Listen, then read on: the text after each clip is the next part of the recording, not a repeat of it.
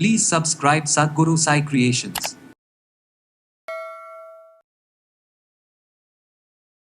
இந்த துன்பம் அப்படிங்கிறது வந்து பார்த்திங்கன்னா அது வாழ்க்கையில் இல்லாததே கிடையாது. இந்த துன்பம் தீர்க்கும் பரிகாரங்கள் தான் பார்த்திங்கன்னா நம்ம முன்னோர்கள் நிறையவே எழுதியிருக்காங்க. ஸோ துன்பம் இல்லாத வாழ்க்கையில் இருக்குமா பார்த்தா இறைவன் பால் கொண்ட அன்பினால் இறைவன் கொடுத்த சில டிப்ஸ் அப்படின்னு சொல்லலாம். இல்லை இறைவன் கொடுத்த சில அற்புத பொருட்கள் அப்படின்னு கேட்டிங்கன்னா, ஒரு பொருளை வாங்கி கடத்துவது அப்படிங்கிறது வந்து சூப்பரான ஒன்று கண்ணாடி, இன்னொன்று வந்து பார்த்திங்கன்னா எனர்ஜி வாங்கி கடத்துறது, இந்த ஹீலிங் எனர்ஜின்னு சொல்லுவாங்க.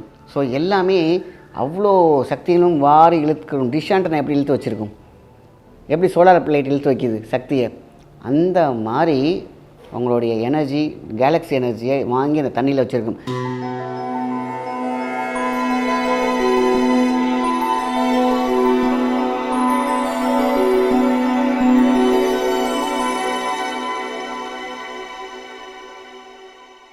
வணக்கம், உங்கள் மாயன் செந்தில்குமார். இன்றைய பதிவு மிகவும் முக்கியமானது.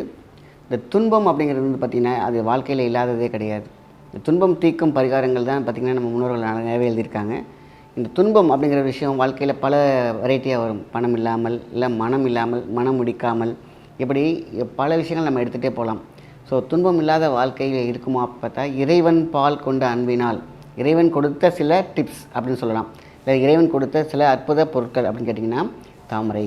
இந்த தாமரை சாதாரண விஷயம் நினச்சிங்கன்னா, வெண்தாமரையோ செந்தாமரையோ குளத்திலே இருந்து அந்த கிராஸ்மிக் பவரை ஃபுல்லாக எடுத்து வச்சுருக்கோம். அந்த தாமரை எடுத்து வச்சுட்டு அதை சொன்னாங்க, ஒரு பொருளை வாங்கி கடத்துவது அப்படிங்கிறது வந்து சூப்பரான ஒன்று கண்ணாடி, இன்னொன்று வந்து பார்த்திங்கன்னா எனர்ஜி வாங்கி கடத்துறது, இந்த ஹீலிங் எனர்ஜின்னு சொல்லுவாங்க.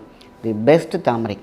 அதனால தான் தாமரை விதை வந்து பார்த்திங்கன்னா மணியாக நம்ம போட்டுட்ருக்கோம். தாமரைங்கிறது சாதாரண விஷயமே கிடையாது. தாமரை தண்டு, தாமரை திரி, ஏன் அவ்வளோ விஷயம் தெய்வீகமாக அதில் செஞ்சுருக்காங்க அப்படின்னா, எனர்ஜி, இந்த ஃப்ரீக்வன்சி.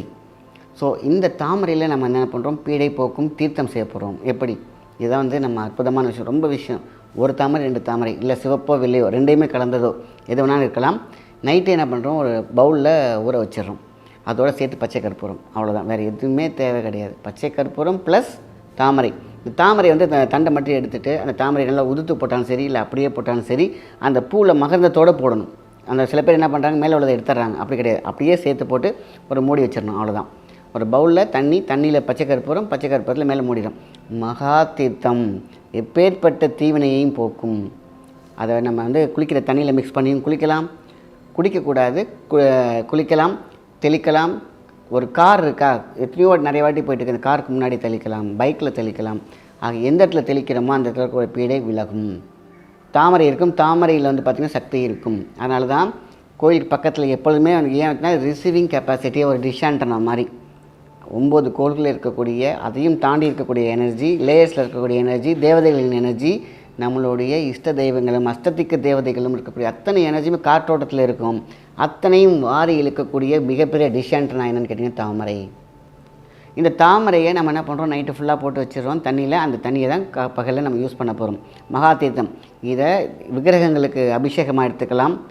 அதேமாரி உங்கள்கிட்ட இருக்கக்கூடிய ஒவ்வொரு விஷயங்கள் என்னென்னலாம் பாசிட்டிவ் இருக்குது, எது சுத்தமாகணுமோ அது மேலே நம்ம அந்த தீர்த்தத்தை தெளிக்கலாம். அதனால தான் துன்பம் போக்கும் தீர்த்தம்னு சொல்லலாம். ஸோ அப்போ என்ன ஆகுது, தாமரை இதழில் இருக்கக்கூடிய சக்தி எல்லாம் அப்படி என்ன பண்ணும், மேலே நம்ம என்ன பண்ணுறோம், மூடி வச்சிடுறோம். ஸோ அப்போ என்ன, அப்படி தண்ணி அப்படியே இறங்கி நிற்கும். அதுதான் மகா தீர்த்தமாக பயன்படப்படுகிறது. பயன்பாடு அப்படிங்கிறது சாதாரண விஷயம் கிடையாது. தாமரையில் கோயில் பக்கத்தில் இருக்கக்கூடிய தாமரை குளம், இந்த குளத்தில் நீராடும் போது பார்த்திங்கன்னா ஃப்ரெஷ்ஷாக எழுந்திரிச்சு வருவாங்க. ஏன்னா நம்ம தாமரையில் தண்ணியில் போட்டு குளிக்கிறதே இன்றைக்கி வந்து அவ்வளோ பெரிய விஷயம், தெளிக்கிறதே அவ்வளோ பெரிய விஷயம்னா, அந்த தாமரை எவ்வளோ வாங்கி எவ்வளோ எனர்ஜி அந்த குளத்தில் விட்டுருக்கும். அந்த தண்ணியை தான் அந்த காலத்தில் எடுத்து அபிஷேகத்துக்கே போவாங்க கோயிலுக்குள்ளார. தீர்த்தமாக போகிறது அந்த குளம் தான். அந்த காலத்தில் இன்றைக்கி வந்து அந்த அசுத்தம் பண்ணுறாங்க. அந்த காலத்தில் அப்படி கிடையாது. கோயில் பக்கத்தில் இருக்கிற குளங்கள்லாம் ஆளுங்களை வச்சு பாதுகாப்பாங்க. கோயிலில் உள்ள குளம் இருக்குது பார்த்திங்களா, காவலாளி போட்டிருப்பாங்க, யாரும் அசுத்தப்படுத்திடக்கூடாது, அதில் வந்து பார்த்திங்கன்னா தவறாக எதுவும் பயன்படுத்திடக்கூடாது, அந்த தண்ணியை திருடிட்டு போகக்கூடாது. அவ்வளோ பாதுகாப்பாக அன்றைக்கி வந்து பார்த்திங்கனாக்கா ஆட்கள் போட்டு ரோந்து பணியில் ஈடுபட்டிருக்கிறாங்க. காரணம், கோயில் பக்கத்தில் இருக்கக்கூடிய குளம், மற்ற குளத்தில் இருக்கக்கூடிய எதுவும் சக்தி வாய்ந்தது, கோயில் கலசத்தோடு இறங்கக்கூடியது தான் அம்சம் அப்படின்னு சொல்லுவாங்க. அது தீர்த்தமாகவே இருக்குது குளம். அதை குடிக்கிறதுக்கும் தெளிக்கிறதுக்கும் பாவ விமோச்சனம் பண்ணுறதுக்கும் அவ்வளோ விஷயங்கள் யூஸ் பண்ணியிருக்காங்க.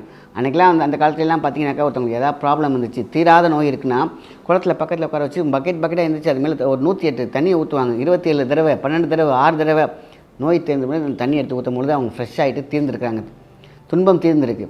அதைத்தான் தாமரை சார்ந்த விஷயங்கள் இது எல்லாமே என்ன பண்ணுறோம், தீர்த்தமாக மாற்றப்படுகிறது.